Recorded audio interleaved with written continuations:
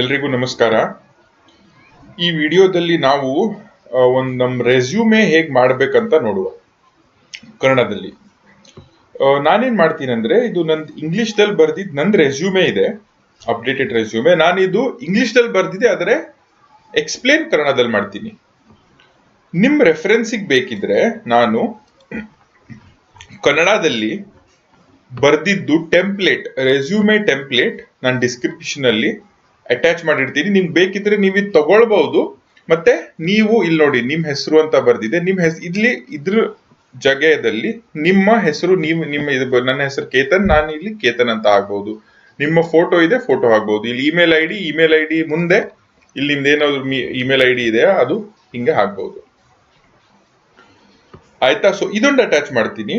ಮತ್ತೊಂದು ಇಂಗ್ಲಿಷ್ ಅಲ್ಲಿ resume template attach ಮಾಡ್ತಾ ಇದ್ದೀನಿ. ಎಲ್ಲಿ ನೀವು ಇಂಗ್ಲಿಷ್ ಅಲ್ಲಿ ನೋಡ್ಕೊಂಡು ನೀವು ಇಂಗ್ಲಿಷ್ ಅಲ್ಲೇ ಬರಿಬಹುದು. ಸೊ ನಿಮ್ಗೆ ಎರಡು ರೆಸ್ಯೂಮೆ ಆಗುತ್ತೆ. ಒಂದು ನಿಮ್ಗೆ ಬೇಕಿದ್ರೆ ನಿಮ್ ಭಾಷೆಯಲ್ಲಿ ಅಂದ್ರೆ ಕನ್ನಡದಲ್ಲಿ ನೀವು ರೆಸ್ಯೂಮೆ ಮಾಡಬಹುದು, ಇಲ್ಲ ಅಂದ್ರೆ ಈ ವಿಡಿಯೋ ನೋಡಿ ನೀವು ಇಂಗ್ಲಿಷ್ ಅಲ್ಲಿ ಕೂಡ ರೆಸ್ಯೂಮೆ ಮಾಡಬಹುದು.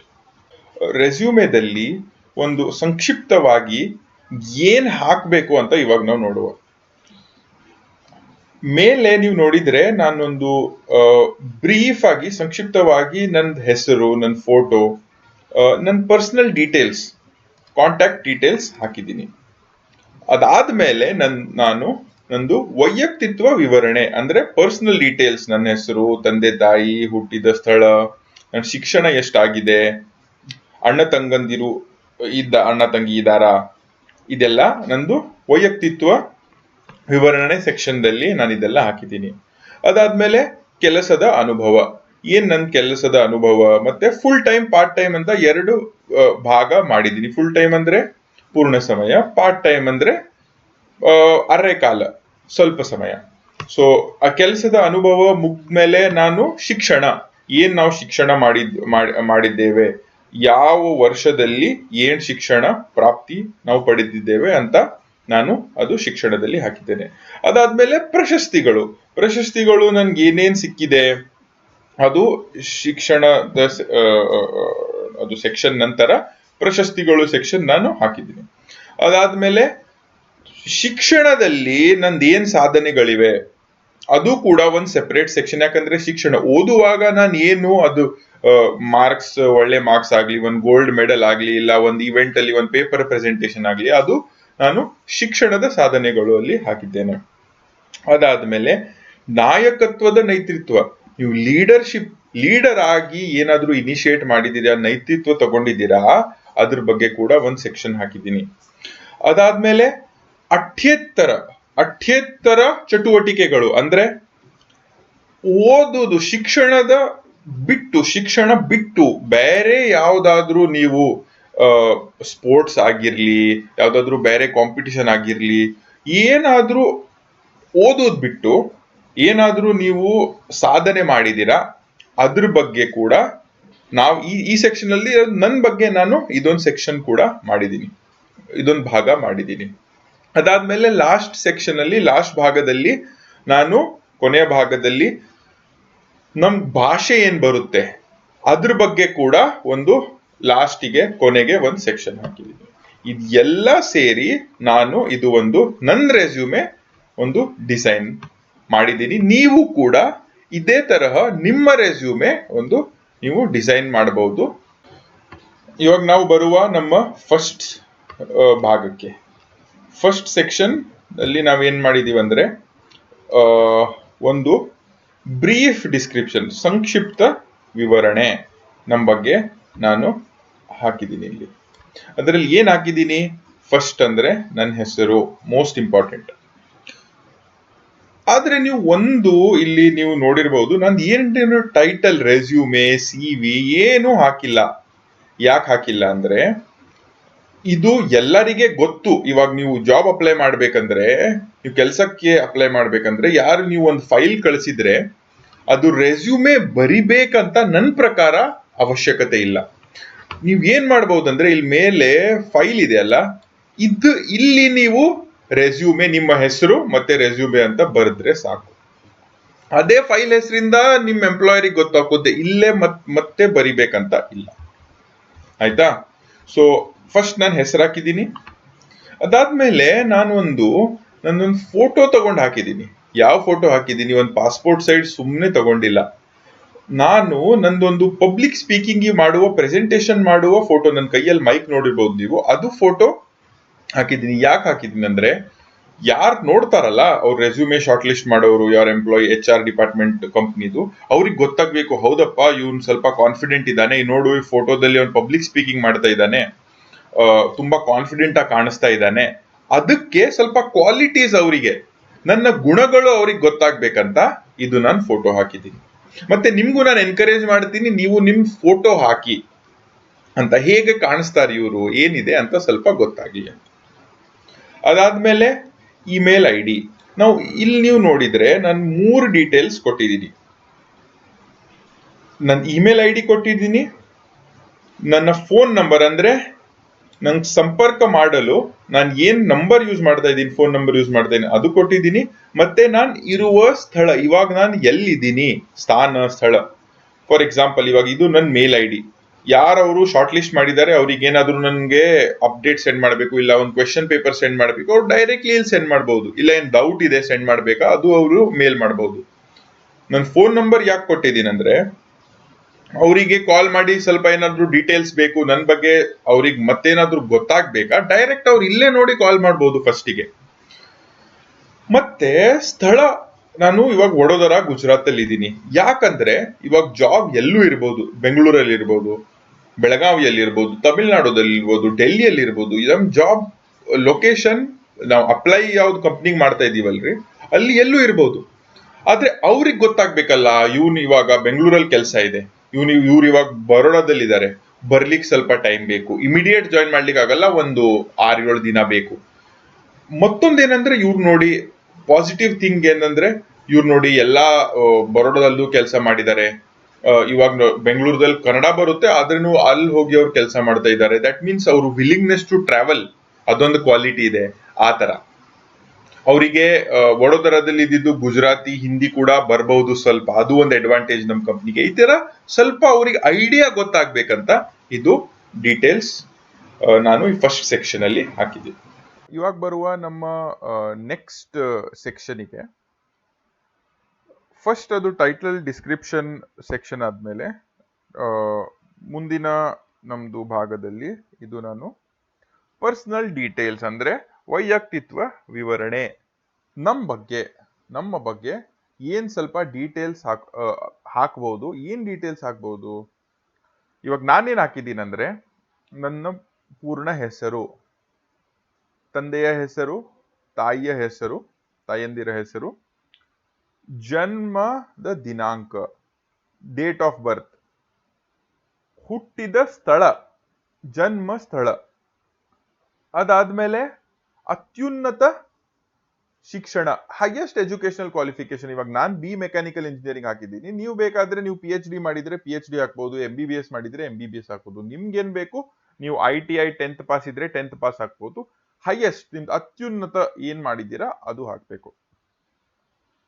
ತಂದೆಯ ವ್ಯವಸಾಯ, ತಾಯಿಯ ವ್ಯವಸಾಯ, ಮತ್ತೆ ನಿಮ್ದು ಸಹೋದರರು, ಅಣ್ಣ ತಂಗಿ ಯಾರಿದಾರ ಅಂತ. ನಾವು ಇದೆಲ್ಲ ಯಾಕೆ ಇಲ್ಲಿ ಹಾಕ್ಬೇಕು ಅಂತ ಇವಾಗ ಸ್ವಲ್ಪ ನೋಡೋಣ. ಇಲ್ಲಿ ಯಾರು ನಿಮ್ ಕಂಪನಿಯವ್ರು ಯಾರು ನಿಮ್ಗೆ ರಿಕ್ರೂಟ್ ಮಾಡ್ತಾ ಇದಾರಲ್ಲ, ಅವ್ರಿಗಿದ್ ನೋಡಿ ನಿಮ್ ಫ್ಯಾಮಿಲಿ ಹಿಸ್ಟ್ರಿ ಏನಂತ ಸ್ವಲ್ಪ ಗೊತ್ತಾದ್ರೆ ನಿಮ್ ಬಗ್ಗೆ ಅವ್ರಿಗೆ ಅಂಡರ್ಸ್ಟ್ಯಾಂಡ್ ಮಾಡ್ಲಿಕ್ಕೆ ತುಂಬಾ ಹೆಲ್ಪ್ ಆಗುತ್ತೆ.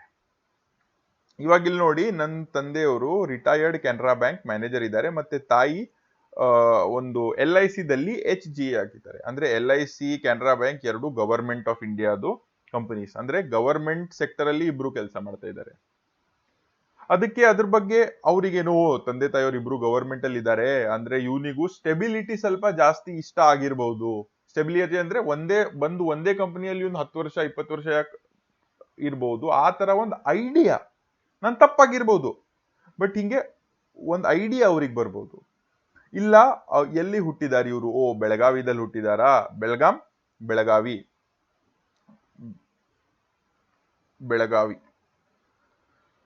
ಇವಾಗ ಇವ್ರು ಹುಟ್ಟಿದ ಸ್ಥಳ ಯಾವುದು, ಬೆಳಗಾವಿ.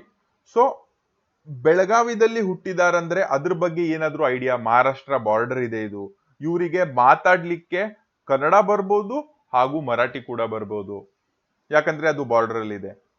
ಅಲ್ಲಿ ಹತ್ರ ಗೋವಾ ಕೂಡ ಇದೆ, ಕೊಂಕಣಿ ಕೂಡ ಬರ್ಬೋದಾ, ಇದೊಂದು ಸ್ವಲ್ಪ ಬೇಸಿಕ್ ಆಗಿ ಇವರಿಗೆ ಐಡಿಯಾ ಸಿಕ್ಕುತ್ತೆ. ಹೈಯೆಸ್ಟ್ ಎಜುಕೇಶನಲ್ ಕ್ವಾಲಿಫಿಕೇಶನ್ ಅಂದ್ರೆ ಇವರು ಮೆಕ್ಯಾನಿಕಲ್ ಇಂಜಿನಿಯರಿಂಗ್ ಮಾಡಿದ್ದಾರೆ, ಅಂದ್ರೆ ಅವ್ರು BE ಮಾಡಿದ್ದಾರೆ, ಅದಾದ್ಮೇಲೆ ಅವರು ಮತ್ತೆ ಓದ್ಲಿಕ್ಕೆ ಹೋಗಿಲ್ಲ, ಅದಕ್ಕೆ ಏನಾದ್ರೂ ಕಾರಣ ಇರ್ಬೋದು. ಅದು ಒಂದು ಬೇಸಿಕ್. ಮತ್ತೆ ಇದು ಇದು ಅಲ್ಲಿ ನೋಡಿದ್ರೆ ಸಹೋದರರು, ಅಣ್ಣ ತಂಗಿ ಯಾರು ಇಲ್ಲ, ಒಬ್ನೇ ಮಗ, ಒಬ್ನೇ ಗಂಡ್ ಮಗ, ಅದಕ್ಕೆ ಇವರಿಗೆ ತುಂಬಾ ಪ್ಯಾಂಪರ್ ಮಾಡಿರ್ಬೋದು, ತುಂಬಾ ಪ್ರೀತಿ ಮಾಡಿರ್ಬೋದು ತಂದೆ ತಾಯಿಯವರು. ಸೊ ಅದೊಂದು ಸ್ವಲ್ಪ ಐಡಿಯಾ ಸಿಗುತ್ತೆ. ಶೇರಿಂಗ್ ಜಾಸ್ತಿ ಮಾಡ್ಲಿಕ್ಕೆ ಬರ್ತಾ ಇಲ್ಲ ಇವನಿಗೆ, ಬರಲ್ಲ, ಯಾಕಂದ್ರೆ ಅಕ್ಕ ತಂಗಿ ಯಾರಿಲ್ಲ, ಏನ್ ತಂದೆ ತಾಯಿಯವ್ರದ್ದು ಎಲ್ಲ ಇವನಿಗೆ, ಅದಕ್ಕೆ ಶೇರ್ ಮಾಡ್ಲಿಕ್ಕೆ ಬರಲ್ಲ ಬೇರೆಯವ್ರ ಜೊತೆಗೆ. ಇದು ಒಂಥರ ಒಂದು ಸ್ವಲ್ಪ ಅನಾಲಿಸಿಸ್, ನಿಮ್ ಪಿಕ್ಚರ್ ಒಂದು ನಿಮ್ ವಿವರಣೆ ಅವರಿಗೆ ಫಸ್ಟ್ ಅಲ್ಲಿ ನೀವು ಫೋಟೋ ಎಲ್ಲ ಹಾಕಿ ಒಂದ್ ಕೊಟ್ಟಿದ್ದೀರಾ, ಬಟ್ ಇದು ಪರ್ಸನಲ್ ಡೀಟೇಲ್ಸ್ ನೀವು ಸ್ವಲ್ಪ ಹಾಕಿದ್ರೆ ಮತ್ತೆ ಅವ್ರಿಗೆ ಒಂದು ಬೆಟರ್ ಐಡಿಯಾ ಬರುತ್ತೆ. ಓ ಇವನು ಹಿಂಗೆ ಇರ್ಬಹುದು, ಹಿಂಗೆ ಇವಳು ಇರ್ಬಹುದು ಅಂತ. ಅದಕ್ಕೆ ಇದು ಪರ್ಸನಲ್ ಡೀಟೇಲ್ಸ್ ಇಂದೊಂದು ನಾವು ಸೆಕ್ಷನ್ ಹಾಕಿದ್ದೀವಿ. ವೈಯಕ್ತಿತ್ವ ವಿವರಣೆ ಭಾಗ ಮುಗಿದ ಮೇಲೆ ನಾವು ನಮ್ಮ ನೆಕ್ಸ್ಟ್ ಸೆಕ್ಷನ್, ಮುಂದಿನ ಭಾಗಕ್ಕೆ ಬರುವ, ಅದು ನಮ್ಮ ಕೆಲಸದ ಅನುಭವ. ಕೆಲಸದ ಅನುಭವದಲ್ಲಿ 2 ಭಾಗವಿದೆ. ಒಂದು full time work experience. Full time ಅಂದ್ರೆ ನೀವು ಪೂರ್ಣ ಸಮಯ ಮಾಡಿದ್ದ ನಿಮ್ಮ ಕೆಲಸದ ಅನುಭವ. ಮತ್ತೊಂದಂದ್ರೆ ಅರೆಕಾಲ, ಪಾರ್ಟ್ ಟೈಮ್, ಸ್ವಲ್ಪ ಸಮಯಕ್ಕೆ ಮಾಡಿದ ಕೆಲಸದ ಅನುಭವ. ಇವಾಗ ಇದರಲ್ಲಿ ಒಂದು ಪ್ಯಾಟರ್ನ್ ಹೇಗೆ ಡಿಸೈನ್ ಮಾಡಬೇಕು ಅಂದ್ರೆ, ನಾನು ಹೇಗೆ ಡಿಸೈನ್ ಮಾಡಿದ್ದೇನೆ ಅಂದ್ರೆ, ಲೆಫ್ಟ್ ಸೈಡ್ ಅಲ್ಲಿ ತಿಂಗಳ ಮತ್ತು ವರ್ಷ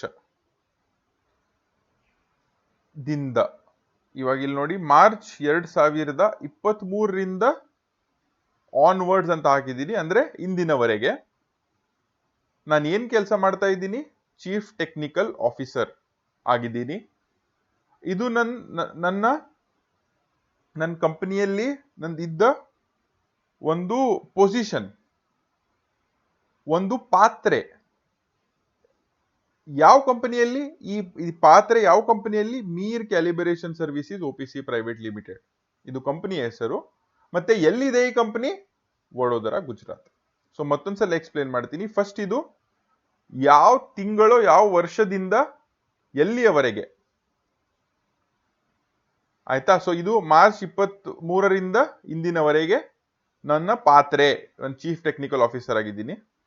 ಯಾವ ಕಂಪನಿಯಲ್ಲಿ? ಈ ಕಂಪನಿಯಲ್ಲಿ. ಆ ಕಂಪನಿಯಲ್ಲಿದೆ ವಡೋದರ, ಗುಜರಾತ್ ಅಲ್ಲಿ. ಬೇಕಿದ್ರೆ 12 ಲೈನ್ ಒಂದು ಕೊಟ್ಟು ಇಲ್ಲಿ ಕೆಳಗಡೆ ನೀವು ಒಂದು ಸಂಕ್ಷಿಪ್ತ ವಿವರಣೆ, ನೀವು ಏನ್ ಮಾಡ್ತಾ ಇದ್ದೀರಾ ಈ ರೋಲ್ ಅಲ್ಲಿ, ಈ ಪಾತ್ರೆಯಲ್ಲಿ ನೀವು ಏನ್ ಕೆಲಸ ಮಾಡ್ತಾ ಇದ್ದೀರಾ, ಏನಾದ್ರೂ ನಿಮ್ ಸಾಧನೆಗಳಿದೆಯಾ, ಏನಾದ್ರೂ ನಿಮ್ ಪ್ರಶಸ್ತಿ ಸಿಕ್ಕಿದೆ, ಅದು ಕೂಡ ನೀವು ಒಂದ್ 2-3 ಲೈನ್ ಅಲ್ಲಿ ಬರಿಬಹುದು. ಇವಾಗ ಇದು ಮಾರ್ಚ್, ಇದು ಲೇಟೆಸ್ಟ್ ನೋಡಿ, ಲೇಟೆಸ್ಟ್ ಏನ್ ನಡೀತಾ ಇದೆ ಇಲ್ಲಿ ಹಾಕಿದ್ದೀನಿ. ಇದ್ರ ಮುಂಚೆ ನಾನು ಎಲ್ಲಿ ಕೆಲಸ ಮಾಡ್ತಾ ಇದ್ದೆ, ಅದು ಸೆಪ್ಟೆಂಬರ್ 2021ರಿಂದ ಫೆಬ್ರವರಿ 2023ವರೆಗೆ ನಾನು faculty learning and development and technical trainer. ಎಲ್ಲಿ? ಇದು ನನ್ನ ಪಾತ್ರೆ. ಎಲ್ಲಿ? ಅಮೃತ ವಿಶ್ವವಿದ್ಯಾಪೀಠಂ. ಇದು ಆ ಯೂನಿವರ್ಸಿಟಿ ಹೆಸರು, ಕಂಪನಿಯ ಹೆಸರು. ಊರು ಕೊಯಂಬತ್ತೂರು, ತಮಿಳುನಾಡು. ಬೇಕಿದ್ರೆ ಒಂದ್ 2-3 ಲೈನ್ ಅಲ್ಲಿ ಏನ್ ಕೆಲಸ ಮಾಡ್ತಾ ಇದ್ದೆ ನಾನು ಹಾಕ್ಬಹುದು, ಬಟ್ ನಾನಿಲ್ಲ, ನಿಮ್ಗೆ ಬೇಕಿದ್ರೆ ನೀವು ಹಾಕ್ಬಹುದು. ಹಾಗೆಯೇ ಕೆಲಸದ ಅನುಭವ ಪಾರ್ಟ್ ಟೈಮ್ ಅಂದ್ರೆ ಅರೆ ಕಾಲ, ಫುಲ್ ಟೈಮ್ ಅಲ್ಲ. ಇದು ನಾನು ಫುಲ್ ಟೈಮ್ ಅಂದ್ರೆ 9 ಗಂಟೆಗೆ ಹೋಗೋದು, 5-6 ಗಂಟೆ ತನಕ, ಇಲ್ಲ ಬೇಕಿದ್ರೆ ಸ್ವಲ್ಪ ಜಾಸ್ತಿ ಕೆಲಸ ಮಾಡಬಹುದು. ಅದಕ್ಕೇನು ಅವರು ಮಂತ್ಲಿ ಒಂದು ಸ್ಯಾಲ್ರಿ ಕೊಡ್ತಾರೆ. ಅರೆ ಕಾಲ ಅಂದ್ರೆ ಪಾರ್ಟ್ ಟೈಮ್ ಅಲ್ಲಿ ಒಂದು ಫಿಕ್ಸ್ಡ್ ಸ್ಯಾಲ್ರಿ ಇರಲ್ಲ. ನೀವು ಎಷ್ಟು ಕೆಲಸ ಮಾಡ್ತೀರಾ, ಒಂದ್ 2 ತಿಂಗಳಿಂದ ಒಂದು ಪ್ರಾಜೆಕ್ಟ್ ಇರುತ್ತೆ, ಆ ಪ್ರಾಜೆಕ್ಟಿಗೆ ಅಷ್ಟು ಸಿಗುತ್ತೆ. ನೀವು ಇಷ್ಟು ಕೆಲಸ ಮಾಡಿದ್ರೆ ಇಷ್ಟು, 1 ಅವರ್ ಕ್ಲಾಸ್ ತಗೊಂಡಿದ್ರೆ ಇಷ್ಟು, ನೀವು 30 ಕ್ಲಾಸ್ ತಗೊಳ್ತೀರಾ, ನೀವು 30 ಕ್ಲಾಸಿಗೆ ನಿಮ್ದು ಇಷ್ಟು ದುಡ್ಡು ಕೊಡುತ್ತೆ. ಅಂದ್ರೆ ಒಂದು ಕಾಂಟ್ರಾಕ್ಟ್ ಬೇಸಿಸ್ ಅಲ್ಲಿ ಇದು ಅರೆ ಕಾಲ ಕೆಲಸದ ಅನುಭವ. ಇಲ್ಲಿ ನೋಡಿ, ಜನವರಿ 2024ರಂದು ಇಂದಿನವರೆಗೆ ನಾನೊಂದು ಹೈ ಫುಡ್ಸ್ ಅಂತ ಒಂದು ಕೇಟರಿಂಗ್ ಕಂಪನಿ ಇದೆ, ಅದೇ ನನ್ನ ವೈಫ್ ಇಂದಿದೆ, ಅಲ್ಲಿ ನಾನು ಕನ್ಸಲ್ಟೆಂಟ್ ಆಗಿ ಕೆಲಸ ಮಾಡ್ತಾ ಇದ್ದೀನಿ. ಸೆಪ್ಟೆಂಬರ್ 2023ರಂದು ಇಂದಿನವರೆಗೆ ನಾನೊಂದು ಗೆಸ್ಟ್ ಫ್ಯಾಕಲ್ಟಿ ಆಗಿದ್ದೀನಿ. ನಾನೊಂದು project based data analytics course ಕಲಿಸ್ತಾ ಇದ್ದೀನಿ. ಇಲ್ಲೂ ಪ್ಯಾಟರ್ನ್ ನೋಡಿ ಸೇಮ್ ಇದೆ. ಇಲ್ಲಿ ಮಂತ್, ಇಯರ್, ತಿಂಗಳು, ವರ್ಷ ಮತ್ತು ಯಾವಾಗಿನಿಂದ ಯಾವಾಗವರೆಗೆ ನಾನು ಕೆಲಸ ಮಾಡಿದ್ದೀನಿ ಅಂತ ಇಲ್ಲಿದೆ. ಇಲ್ಲಿ ನಂದು ಪಾತ್ರೆ ಇದೆ, ಯಾವ ಪೊಸಿಷನ್, ಇದು ಕಂಪನಿ ಹೆಸರು ಮತ್ತು ಇದು ಊರು. ಹಾಗೆಯೇ ಎಲ್ಲದರಲ್ಲಿ ಒಂದು ಪ್ಯಾಟರ್ನ್ ಫಾಲೋ ಮಾಡಿದ್ದೀನಿ. ಹಾಗೆ ನೀವು ನೋಡ್ಬೋದು, ಇದು ನಾನು 3 ಇಲ್ಲಿ ಕೆಲಸ ಇವಾಗ ಮಾಡ್ತಾ ಇದ್ದೀನಿ. ಇದು 3 ಪಾರ್ಟ್ ಟೈಮ್ ಜಾಬ್ ನಾನು ಇವಾಗ ಮಾಡ್ತಾ ಇದ್ದೀನಿ, ಮತ್ತೊಂದು ಫುಲ್ ಟೈಮ್ ಜಾಬ್ ಇಲ್ಲಿ, ಅಂದ್ರೆ ಪೂರ್ಣ ಸಮಯ ಕೆಲಸ 1 ಮಾಡ್ತಾ ಇದ್ದೀನಿ. ಅದ್ರ ಜೊತೆಗೆ 3 ಅರೆ ಕಾಲ ಪಾರ್ಟ್ ಟೈಮ್ ಕೆಲಸ ಮಾಡ್ತಾ ಇದ್ದೀನಿ. ಕೆಲಸದ ಅನುಭವದ ಭಾಗದ ನಂತರ ನಾವು ಇವಾಗ ನಮ್ಮ ಮುಂದಿನ ಭಾಗ, ಅದು ಶಿಕ್ಷಣದ ಬಗ್ಗೆ ರೆಸ್ಯೂಮೆದಲ್ಲಿ ಡೀಟೇಲ್ಸ್ ಹಾಕಿದ್ದೀನಿ. ಶಿಕ್ಷಣದ ಬಗ್ಗೆ ಇಲ್ಲಿ ಪ್ಯಾಟರ್ನ್ ಕೂಡ ಸೇಮ್ ಇದೆ. ತಿಂಗಳು, ವರ್ಷದಿಂದ ತಿಂಗಳು, ವರ್ಷ. ನಾನು ಸುಮಾರು 10 ವರ್ಷ ಆಯ್ತು ನನ್ನ ಶಿಕ್ಷಣ ಮಾಡಿ. ಅದಕ್ಕೆ ನಾನು ಇಲ್ಲಿ ತಿಂಗಳ ಹಾಕಿಲ್ಲ, ಬರೀ ವರ್ಷದ ಬಗ್ಗೆ ಹಾಕಿದ್ದೀನಿ. 2014ರಂದು 18ವರೆಗೆ ನಾನು ಮತ್ತೆ ಪ್ಯಾಟರ್ನ್ ಏನ್ ಫಾಲೋ ಮಾಡಿದ್ದೀನಿ ಅಂದ್ರೆ, ಇದು ಇಲ್ಲಿ ಟೈಮ್ ಬರ್ದಿದ್ದೀನಿ, ಕಾಲ. ಅದಾದ್ಮೇಲೆ ಇಲ್ಲಿ ನಮ್ಮ ಕೋರ್ಸ್ ಏನು ಓದಿದ್ದೀನಿ, ವಿಶೇಷತೆ ಏನಿದೆ ಅದು ಮೊದಲೇ ಹಾಕಿದ್ದೀನಿ. ಅದು ಬಿಇ ಇನ್ ಮೆಕ್ಯಾನಿಕಲ್ ಇಂಜಿನಿಯರಿಂಗ್. ಇದು ನನ್ನ ಕೋರ್ಸ್ ಏನು ಓದಿದ್ದೀನಿ, ನನ್ನ ವಿಶೇಷತೆ. ಬಿಇ ಮಾಡಿದ್ದೀನಿ, ಅದು ಮೆಕ್ಯಾನಿಕಲ್ ಇಂಜಿನಿಯರ್ ಅಲ್ಲಿ ಮಾಡಿದ್ದೀನಿ. ಎಲ್ಲಿಂದ ಮಾಡಿದ್ದೀನಿ, ಯಾವ ಕಾಲೇಜಿಂದ, ಅದು RV ಕಾಲೇಜ್ ಆಫ್ ಇಂಜಿನಿಯರಿಂಗ್. ಮತ್ತೆ ಆ ಕಾಲೇಜ್ ಯಾವ ಊರಲ್ಲಿದೆ, ಬೆಂಗಳೂರಲ್ಲಿದೆ, ಅದು ಹಾಕಿದ್ದೀನಿ. ಅದಾದ್ಮೇಲೆ ಬ್ರಾಕೆಟ್ ಅಲ್ಲಿ ನಾನು ಶೇಕಡ ಅಂಕಗಳು, ಅಂದ್ರೆ ನನ್ನ ಪರ್ಸೆಂಟೇಜ್ ಮಾರ್ಕ್ಸ್ ಎಷ್ಟು ಸಿಕ್ಕಿದೆ ಅಂತ ಅದು ಹಾಕಿದ್ದೀನಿ. ಇವಾಗ ಇದೆಲ್ಲ ನಾನು ಯಾಕೆ ಮಾಡಿದ್ದೀನಿ ಅಂತ ನೋಡುವ. ಇದು ಅಂತ ನಿಮ್ಗೆ ಗೊತ್ತಾಗಿರ್ಬೋದು, ನೀವು ಏನು ಓದಿದ್ದೀರಾ, ಎಲ್ಲಿಂದ ಓದಿದ್ದೀರಾ. ಯಾಕಂದ್ರೆ ಇವಾಗ ಒಳ್ಳೆ ಕಾಲೇಜಲ್ಲಿ ಓದಿದ್ರೆ ಅದೇ ನಿಮ್ದು ಒಂದು ಬ್ರ್ಯಾಂಡ್ ಅಟ್ಯಾಚ್ ಆಗಿಬಿಡುತ್ತೆ. ಇವ್ರು IIT ದಿಂದ ಮಾಡಿದಾರ ಅಂತ ಹೇಗಪ್ಪ ಒಂಥರ ಒಂದು ಹೆಸರು ಅಟ್ಯಾಚ್ ಆಗಿಬಿಡುತ್ತೆ. ಹಾಗೆ ನಿಮ್ ಕಾಲೇಜಿಗೆ ಒಂದು ವ್ಯಾಲ್ಯೂ ಇದ್ರೆ, ಒಂದು ಬ್ರ್ಯಾಂಡ್ ಇದ್ರೆ, ಅದಕ್ಕೆ ನಿಮ್ ಕಾಲೇಜ್ ಬಗ್ಗೆ ಬರಿಬೇಕು. ಸ್ಪೆಷಲೈಸೇಷನ್ ಇದು ಎಲ್ಲರಿಗೂ ಹಾಕೇಬೇಕು. ಇವಾಗ ನೀವು BCom ಮಾಡಿದ್ದೀರಾ ಅಂದ್ರೆ ನೀವು BCom ಅಂತ ಹಾಕ್ಬಹುದು. ಇಲ್ಲಿ ಕಾಲೇಜ್ ಹೆಸರು ಹಾಕ್ಬೇಕು. ಊರು ಯಾಕಂದ್ರೆ ಇವಾಗ ನೋಡಿ, ನಾನು ಮೇಲಿನ ಸೆಕ್ಷನ್ ದಲ್ಲಿ ಪರ್ಸನಲ್ ಡೀಟೇಲ್ಸ್, ವೈಯಕ್ತಿತ್ವ ವಿವರಣೆದಲ್ಲಿ ನಾನು ಹುಟ್ಟಿದ್ದು ಬೆಳಗಾವಿ ಅಂತ ಹಾಕಿದ್ದೀನಿ, ಬಟ್ ಓದಿದ್ದು ಬೆಂಗಳೂರು ಅಂತ ಹಾಕಿದ್ದೀನಿ. ಅಂದ್ರೆ ನಾನ್ ಬೆಳಗಾವಿಯಲ್ಲಿ ಹುಟ್ಟಿ ಓದಿದ್ದು, ಇಂಜಿನಿಯರಿಂಗ್ ಮಾಡಿದ್ದು ಬೆಂಗಳೂರಲ್ಲಿ. ನೋಡಪ್ಪ, ಇವನು ಬೇರೆ ಬೇರೆ ಕಡೆ ಹೋಗಿ ಬೆಂಗಳೂರಲ್ಲಿ ಎಲ್ಲಿರ್ಬೋದು, ಬೇರೆಯವ್ರ ಮನೆಯಲ್ಲಿ ಇರ್ಬೇಕಲ್ಲ. ಇಲ್ಲ, ಇವ್ರ ಮನೆ ಇದ್ರಿ ಅಂದ್ರೆ ಇವ್ರು ಬೇರೆ ಬೇರೆ ಊರಲ್ಲಿ ಹೋಗಿ ಇರ್ಲಿಕ್ಕೂ ಇವನ್ ರೆಡಿ ಇದ್ದಾನೆ ಅಂತ ಒಂದು ಅವ್ರಿಗೆ ಗೊತ್ತಾಗ್ಬೋದು. ಅದಕ್ಕೆ ಊರು. ಮತ್ತೆ ಪರ್ಸೆಂಟೇಜ್ ಯಾಕಂದ್ರೆ ಅಲ್ಲಿ ಹೋಗಿ ಸುಮ್ನೆ ಒಂದು ಪಾಸ್ ಆಗಿದಾನ, ಸ್ವಲ್ಪ ಆದ್ರೂ ಓದಿ ಪಾಸ್ ಆಗಿದಾರ ಅಂತ ಒಂದು ಅವ್ರಿಗೆ ಡೀಟೇಲ್ ಗೊತ್ತಾಗ್ಲಿ, ಸ್ವಲ್ಪ ಸೀರಿಯಸ್ಲಿ ಮಾಡಿದ್ದಾರೆ, ಅದಕ್ಕೆ ಇದು. ಹಂಗೆ ನೋಡಿದ್ರೆ ಮತ್ತೆ ಸೇಮ್. ಮತ್ತೆ ಮತ್ತೊಂದು ಏನ್ ನಾವು ತಲೆಯಲ್ಲಿ ಇಡ್ಬೇಕಂದ್ರೆ, ಇತ್ತೀಚಿನ ಏನು ಲೇಟೆಸ್ಟ್ ಇದೆ, ಇತ್ತೀಚಿನ ಅದು ಮೇಲಾಗ್ಬೇಕು. ಅಂದ್ರೆ ನೀವು ಫಸ್ಟ್ ಸ್ಟ್ಯಾಂಡರ್ಡ್ ಓದಿದ್ದೀನಿ, LKG ಓದಿದ್ದೀನಿ, ಅದು ಮೇಲ್ ಹಾಕ್ಬಾರ್ದು. ಏನ್ ಲೇಟೆಸ್ಟ್ ಇದೆ, ಲೇಟೆಸ್ಟ್ ಇಂದ ಫಸ್ಟ್ ನಾವು ಕೆಳಗಡೆ ಬರ್ಬೇಕು. ನಾವು ಇದು 2012ರಿಂದ 14 ನಾನು PU ಕಾಲೇಜ್ ಮಂಗಳೂರಲ್ಲಿ ಮಾಡಿದ್ದೀನಿ ನೋಡಿ.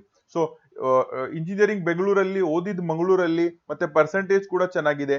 ಇದೊಂದು ಹೌದಪ್ಪ, ಇವನು ಸ್ವಲ್ಪ ಚೆನ್ನಾಗಿ ಓದಿದಾನೆ, ಹಿಂಗೆ ಒಂದು ಇಮೇಜ್ ಕ್ರಿಯೇಟ್ ಮಾಡ್ಲಿಕ್ಕೆ ಅವರಿಗೆ ನಿಮ್ಮ ವಿವರಣೆ ಅವ್ರ ತಲೆಯಲ್ಲಿ ಒಂದು ಹಿಂಗೆ ಇದಾರಾ, ಓದ್ತಾ ಇದಾರೆ, ಹಂಗೊಂದು ಮಾಡ್ಲಿಕ್ಕೆ ಹೆಲ್ಪ್ ಆಗ್ಬಹುದು ಅಂತ ಇದೆಲ್ಲ ಡೀಟೇಲ್ಸ್ ಹಾಕಿದ್ದೀನಿ. ಇವಾಗ ಶಿಕ್ಷಣದ ಭಾಗದ ನಂತರ ನಾವು ನೋಡುವ ಪುರಸ್ಕಾರದ ಬಗ್ಗೆ ನಾನು ಒಂದು ಸೆಕ್ಷನ್, ಒಂದು ಭಾಗ ರೆಸ್ಯೂಮೆದಲ್ಲಿ ಹಾಕಿದ್ದೀನಿ. ಇದು ಹೇಗೆ ಹಾಕಿದ್ದೀನಿ ಅಂದ್ರೆ, ಮೊದಲು ನೋಡುವ ಯಾವ ವರ್ಷದಲ್ಲಿ ಸಿಕ್ಕಿದೆ ಮತ್ತೆ ಅದರ ಕಾರಣವೇನು. ಫಾರ್ ಎಕ್ಸಾಂಪಲ್ 2016ರಲ್ಲಿ ನಾನು NCC ಒಂದು ಅಂಬಾಸಿಡರ್ ಆಗಿ ಕಜಾಕಿಸ್ತಾನ್ ಅಲ್ಲಿ ಹೋಗಿ ಬಂದೆ ಅಂತ ನಾನು ಹಾಕಿದ್ದೀನಿ. Represented NCC India at Kazakhstan as a youth ambassador. 2014ರಿಂದ 17ರಲ್ಲಿ ನನಗೆ NCC BN ಸರ್ಟಿಫಿಕೇಟ್ ಸಿಕ್ತು with grade A, but BNC certificate ಮುಗಿಸಿದ್ದೀನಿ ಅಂತ. ಹಾಗೆಯೇ ಎಲ್ಲ ನಾನು ಅದು ವರ್ಷ ಮತ್ತೆ ಯಾಕೆ ನನ್ಗೆ ಈ ಪುರಸ್ಕಾರ ಸಿಕ್ಕಿದೆ ಅಂತ ಹಾಕಿದ್ದೀನಿ. ಇಲ್ಲಿ ನಾನೊಂದು ಪ್ಯಾಟರ್ನ್ ಫಾಲೋ ಮಾಡಿಲ್ಲ. ಅಂದ್ರೆ ಮೊದ್ಲೇ ಇತ್ತೀಚಿನ ಹಾಕೋದು. ಇಲ್ಲಿ ನೋಡಿ, ಇಲ್ಲಿ 2018ರಲ್ಲಿ ಏನ್ ಬಂದಿದೆ ಅದ್ ಹಾಕಿದೀನಿ, ಇಲ್ಲಿ 16 ಹಾಕಿದೀನಿ, ಇಲ್ಲಿ 17 ಹಾಕಿದೀನಿ. ಹಿಂಗ್ ಯಾಕೆ ಹಾಕಿದೀನಿ ಅಂದ್ರೆ, ನನ್ ಪ್ರಕಾರ ನನ್ ಯಾವ್ದು ಇಂಪಾರ್ಟೆಂಟ್, ತುಂಬಾ ಯಾವ್ದು ಒಳ್ಳೆ ಪುರಸ್ಕಾರ ತುಂಬಾ ದೊಡ್ಡದಾಗಿದೆ ಅದು ನಾನು ಮೇಲ್ ಹಾಕಿದೀನಿ.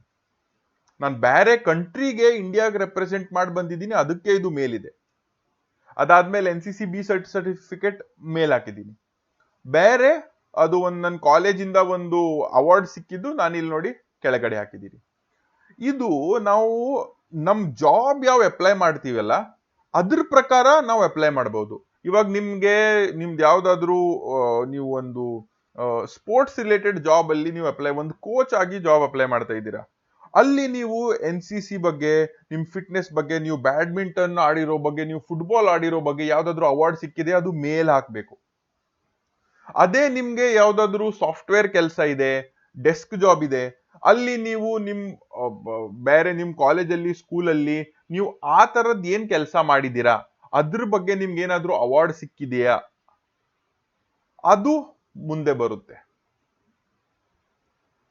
ಸೊ ಇವಾಗ ಒಂದು ಸೆಕ್ಯೂರಿಟಿ ಆಫೀಸರ್ ಆಗಿ ನನಗೆ ಒಂದು ಅಪ್ಲೈ ಮಾಡಬೇಕು, ನಾನು NCC ಇದು ನಂದು ಮುಂದೆ ಬರಬೇಕು.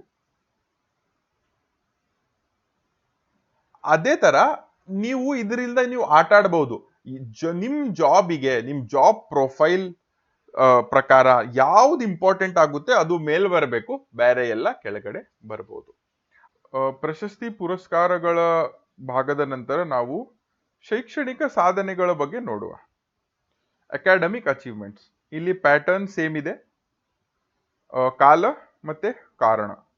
ಇಲ್ಲಿ 2021ರಿಂದ 22ರಲ್ಲಿ ನಾನು ಒಂದು ಮೈಕ್ರೋಸಾಫ್ಟ್ ಎಕ್ಸೆಲ್ ಮತ್ತೆ ಇಂಡಿಯನ್ ಕಾನ್ಸ್ಟಿಟ್ಯೂಷನ್, ನಮ್ಮ ಭಾರತದ ಸಂವಿಧಾನದ ಮೇಲೆ ಒಂದು ಸರ್ಟಿಫಿಕೇಶನ್ ಕೋರ್ಸ್ ಮಾಡಿದ್ದೀನಿ.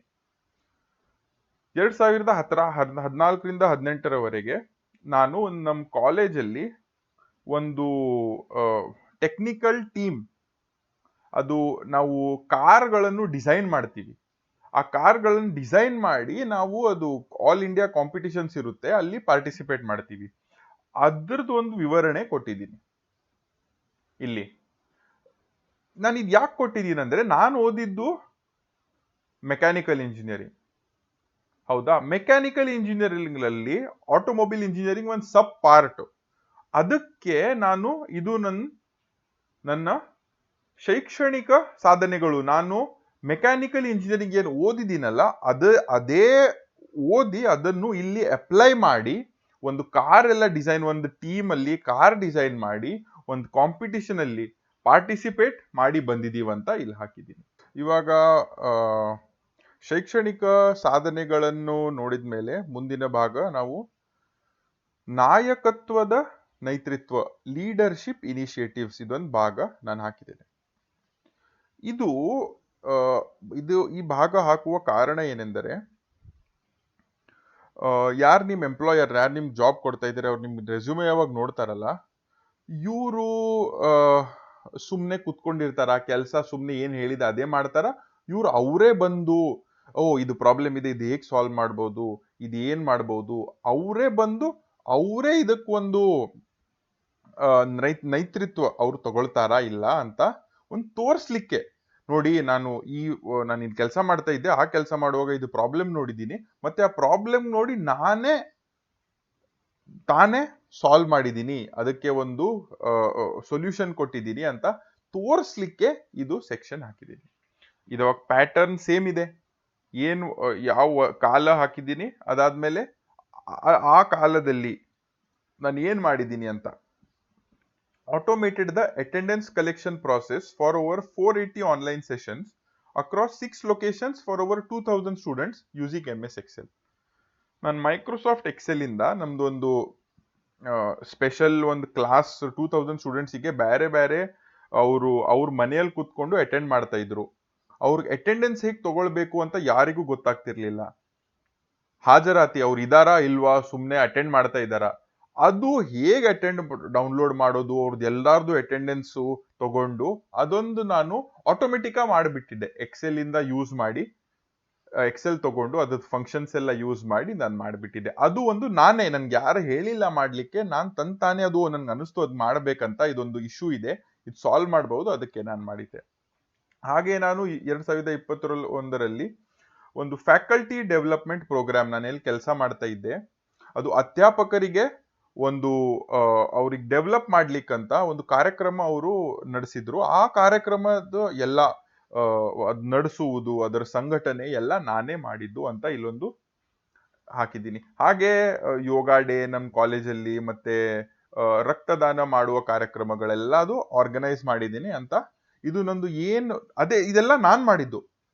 ನನ್ನ ನಾಯಕತ್ವದಲ್ಲಿ ಇದು ನಾನೇ ನೇತೃತ್ವ ತಗೊಂಡು ನಾನೇ ಹೆಡ್ ಆಗಿದ್ದೆ, ನಾನೇ ಲೀಡರ್ ಆಗಿದ್ದೆ ಇದೆಲ್ಲ ಮಾಡುವಾಗ ಅದೊಂದು ನಾನು ಇಲ್ಲಿ ತೋರಿಸಿದ್ದೇನೆ.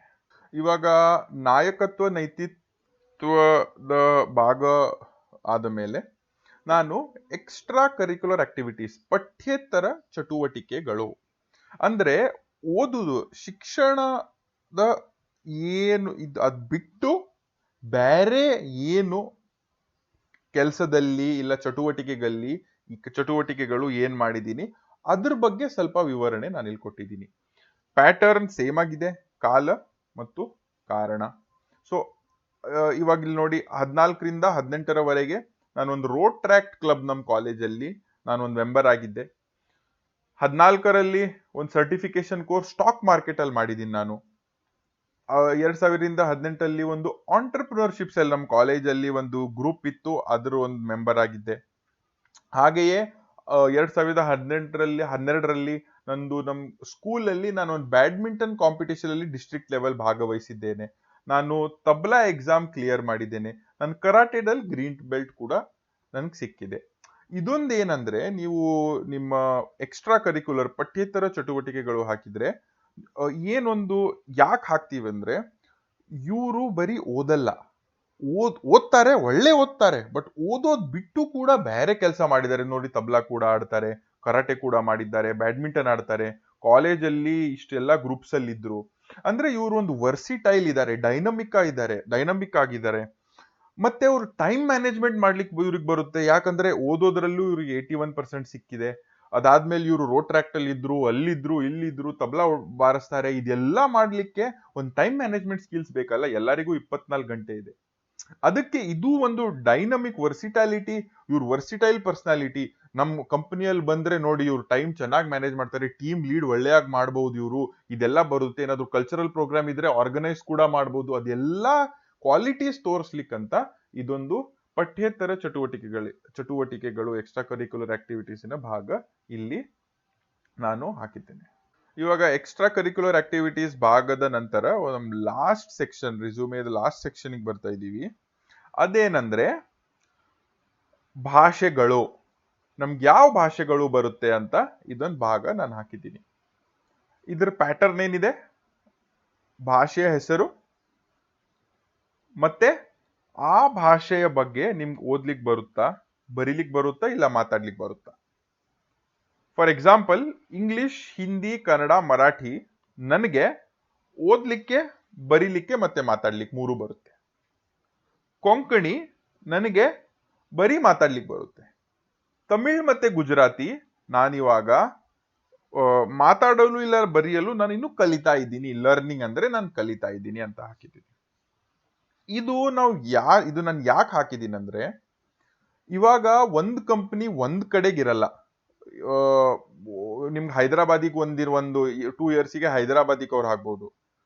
ಅಲ್ಲಿ ಅವ್ರು ತೆಲುಗು ಮಾತಾಡ್ತಾರೆ, ಸ್ವಲ್ಪ ನಿಮ್ ತೆಲುಗು ಬಂದ್ರೆ ಒಳ್ಳೇದು. ಅದಾದ್ಮೇಲೆ ಅವರು ಬೆಂಗಳೂರಿಗೆ ಬರ್ಲಿಕ್ಕೆ ಹೇಳ್ಬಹುದು, ಬೆಂಗಳೂರಲ್ಲಿ ಸ್ವಲ್ಪ ಕನ್ನಡ ಬರಬೇಕು. ಅದಾದ್ಮೇಲೆ ಅವ್ರು ಚೆನ್ನೈದಲ್ಲಿ ಹಾಕ್ಬಹುದು, ನಿಮ್ಗೆ ಮಡ್ರಾಸಲ್ಲಿ, ಅಲ್ಲಿ ನಿಮ್ಗೆ ಸ್ವಲ್ಪ ತಮಿಳು ಬರಬೇಕು. ಅಲ್ಲಿಂದ ಅವ್ರು ಡೆಲ್ಲಿದಲ್ಲಿ ನಿಮ್ಗೆ ಕಳಿಸ್ಬಹುದು, ಅಲ್ಲಿ ನಿಮ್ಗೆ ಸ್ವಲ್ಪ ಹಿಂದಿ ಬರಬೇಕು. ಅದು ನೋಡ್ಲಿಕ್ಕೆ ನಿಮ್ಗೆ ಬಂದ್ರೆ, ಇದೆಲ್ಲ ಲ್ಯಾಂಗ್ವೇಜಸ್ ಬಂದ್ರೆ, ಭಾಷೆಗಳು ಬಂದ್ರೆ ನಿಮ್ಗಲ್ಲಿ ಇರ್ಲಿಕ್ಕೆ ಈಸಿ ಆಗುತ್ತೆ. ನಿಮ್ದು ಮೆಂಟಲ್ ಪ್ರೆಷರ್ ಕಡಿಮೆ ಆಗುತ್ತೆ, ಎಲ್ಲಾರ ಜೊತೆಗೆ ನೀವು ಮಾತಾಡಬಹುದು, ಒಂದು ಸೊಸೈಟಿ, ಒಂದು ಗ್ರೂಪ್ ಫಾರ್ಮ್ ಮಾಡಬಹುದು. ಅದಕ್ಕೆ ನಿಮ್ಗೆ ಎಷ್ಟು ಜಾಸ್ತಿ ಭಾಷೆ ಗೊತ್ತು ಅಷ್ಟು ಅವ್ರು ನಿಮ್ಗೆ ಪ್ರಿಫರೆನ್ಸ್ ಕೊಡ್ತಾರೆ. ಅದಕ್ಕೆ ಇದು ಒಂದು ಭಾಗ ಲಾಸ್ಟಿಗೆ ನಾನು ಹಾಕಿದ್ದೀನಿ. ಇದು ಇವಾಗ ನಾವು ನಮ್ಮ ರೆಸ್ಯೂಮೆ ಹೇಗ್ ಮಾಡ್ಬೋದಂತ ಎಲ್ಲಾ ಭಾಗಗಳನ್ನು ನೋಡಿದ್ದೀವಿ.